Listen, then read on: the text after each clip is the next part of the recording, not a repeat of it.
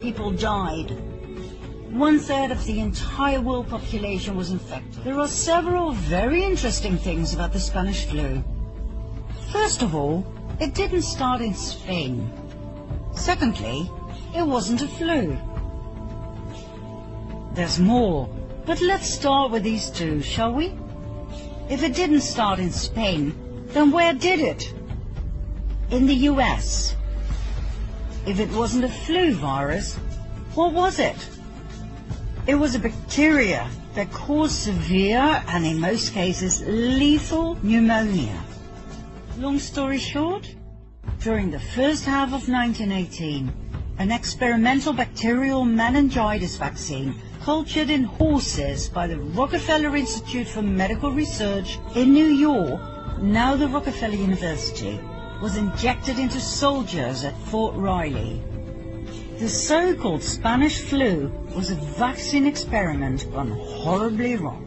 2 million of them went overseas. They fought under poor sanitary conditions, so the bacteria spread like wildfire wherever they went. The story was then spread that these soldiers would come home with all sorts of European diseases, so the American population was vaccinated as well. Who was in charge of that distribution and mass vaccination program? The Rockefeller Institute. Who was the main scientist in charge? Dr. Frederick Gates.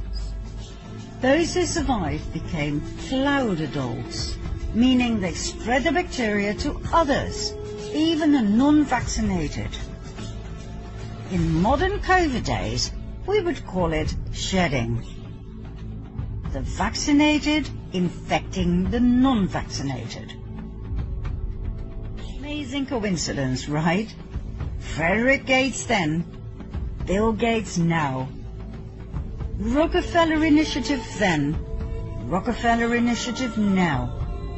Disease developed in Fort Riley, US then. Disease developed in Wuhan, China now. Closed down societies then. Closed down societies now. Cloud adults then. Shedding now. All for our own good, our own safety. Back then. And now.